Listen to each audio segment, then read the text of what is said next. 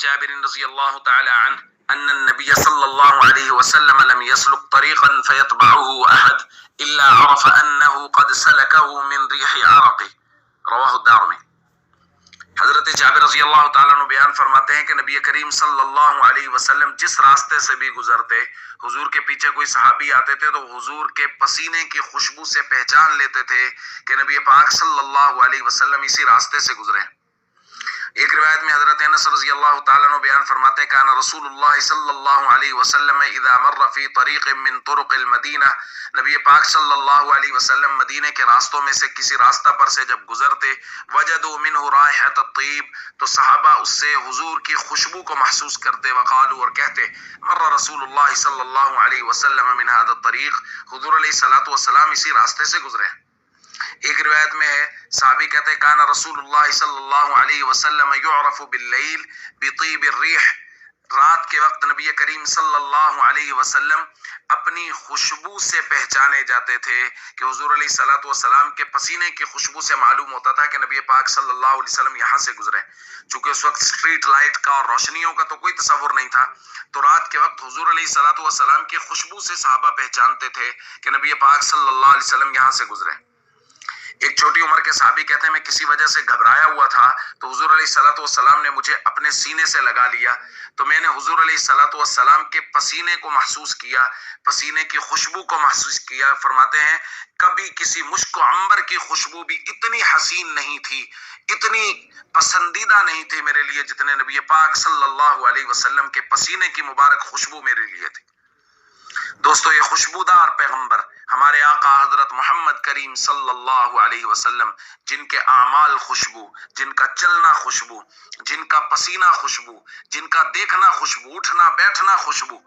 اللہ نے ہمارے حصے میں رکھے، یہ اللہ کا خاص کرم ہے۔ اس پر اللہ کا بے حد شکر ادا کرنا چاہیے، اور شکر کا طریقہ جیسے میں بارہا درخواست کر چکا ہوں، فرائض و ارکان اسلام کی پابندی کریں، اللہ کا شکر ادا کریں کہ اللہ نے ہمیں اپنے محبوب پیغمبر صلی اللہ علیہ وسلم کی امت میں پیدا فرمایا۔ السلام علیکم ورحمۃ اللہ وبرکاتہ۔ بسم اللہ الرحمن الرحیم۔ عن ابی بن کعب رضی اللہ تعالی عنہ ان رسول اللہ صلی اللہ علیہ وسلم قال اذا كان يوم القيامة كنت امام النبيين وخطيبهم وصاحب شفاعتهم غير فخر رواہ ابن ماجہ۔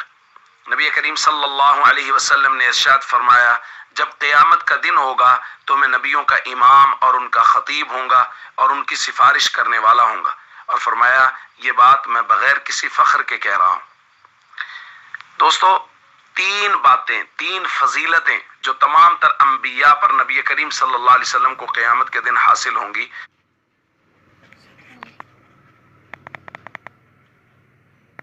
ان کا اس حدیث میں ذکر ہے۔ نمبر ایک، حضور نے فرمایا میں نبیوں کا امام ہوں گا۔ دوسری روایت میں حضور نے فرمایا انا قائدہم یوم القیامہ، میں ان کی قیادت کرنے والا ہوں گا قیامت کے دن، یعنی میں ان سے آگے ہوں گا۔ دوسرا فرمایا وہ خطیبہم، میں ان کا خطیب ہوں گا، جیسا کہ ہم نے کل بھی روایت میں پڑھا کہ ہمارے آقا صلی اللہ علیہ وسلم اس وقت اللہ رب العزت کے دربار میں بات کریں گے جس وقت تمام انبیاء خاموش ہوں گے، کوئی بات نہیں کر رہے ہوں گے۔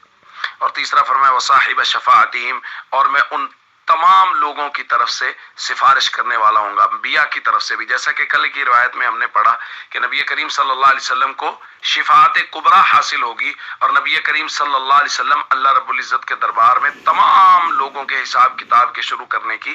سفارش اور شفاعت فرمائیں گے، اور وہ قبول کر لی جائے گی۔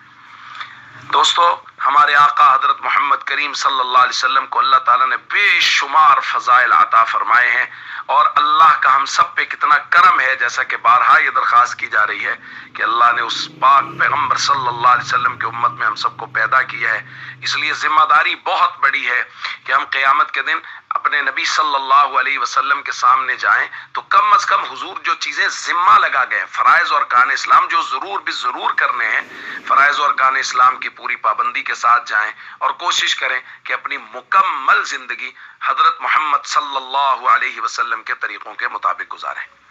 السلام علیکم ورحمۃ اللہ وبرکاتہ۔